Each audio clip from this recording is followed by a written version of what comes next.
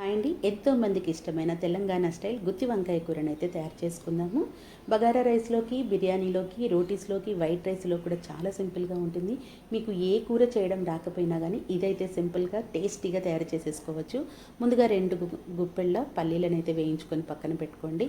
తర్వాత 2 చిన్న చెక్క ముక్కలు, అలాగే 2 లవంగాలు, కొన్ని కొబ్బరి ముక్కలు, అలాగే కొన్ని నువ్వులు వేసేసుకొని, అన్నీ ఎక్కువ తీసుకోకండి, మనకు తర్వాత పేస్ట్ అనేది హెవీగా అయిపోతుంది. అన్నిటిని వేయించేసేసుకొని ఒక ప్లేట్లోకి తీసుకొని ఆరబెట్టుకోండి. తర్వాత అదే దాంట్లో 2 స్పూన్ల ఆయిల్ వేసుకొని, మీడియం సైజు ఉల్లిపాయ, 2 మీడియం సైజు టొమాటోలని, 2 చిన్న అల్లం ముక్కల్ని వేసుకొని మూత పెట్టి మగ్గించుకోండి.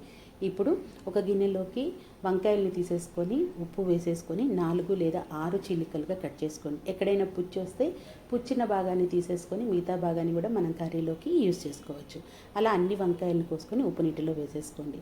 ఇప్పుడు టమాటా, ఉల్లిపాయ మగ్గిన తర్వాత దీంట్లో కొన్ని వెల్లుల్లి రెబ్బలు, కొన్ని జీడిపప్పు పలుకులు వేసేసుకొని ఒక 1/2 నిమిషం పాటు అలా మగ్గించుకున్న తర్వాత స్టవ్ ఆఫ్ చేసేసి వేరే ప్లేట్లోకి తీసుకొని చల్లార్చుకోండి. ఇప్పుడు అదే ప్యాన్ని కొంచెం ఆయిల్ వేసుకొని మనం కట్ చేసి పెట్టుకునేటువంటి వంకాయల్ని వేసేసుకొని వీటిని కూడా మగ్గించుకోవాలి, ఫ్రై చేసేసుకుందాం. ఇక్కడే చాలామంది అయితే పచ్చిగా ఉన్నప్పుడు దాంట్లోకి మసాలా కూరుకొని కూడా పెట్టుకుంటారు. మీ ఇష్టం, అలా అయినా చేసుకోవచ్చు, ఇలా అయినా చేసుకోవచ్చు. ఇప్పుడు ముందుగా డ్రై గింజలన్నింటినీ కూడా మనం ఫ్రై చేసుకునేటువంటి గింజలన్నింటినీ పొడిలాగా చేసుకొని ఒక స్పూన్ ధనియాల పొడిని కలుపుకొని, తర్వాత టమాటా, ఉల్లిపాయ ముక్కల్ని, చింతపండుని వేసి కొంచెం వాటర్ వేసి మెత్తగా పేస్ట్ లాగా చేసేసుకోండి.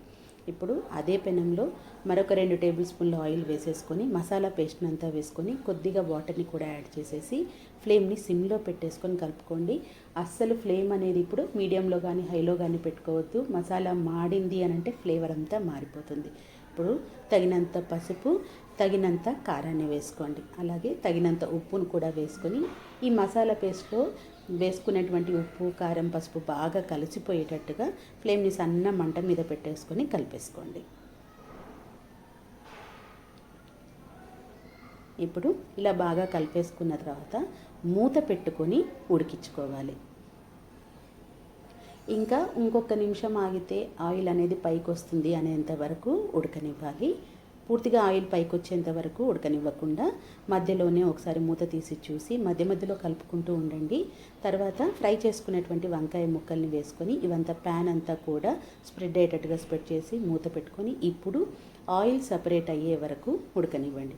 ఇంకా ఏమి వేసే పని లేదండి. లాస్ట్కి కొత్తిమీర వేసుకోండి. ప్రజెంట్ నా దగ్గర కొత్తిమీర లేదు కాబట్టి నేను వేసుకోలేదు. ఆయిల్ సపరేట్ అయిన తర్వాత ఒకసారి కలిపేసేసుకొని స్టవ్ ఆఫ్ చేసేసుకున్నారు అంటే ఎంతో రుచికరమైనటువంటి గుత్తి వంకాయ రెడీ.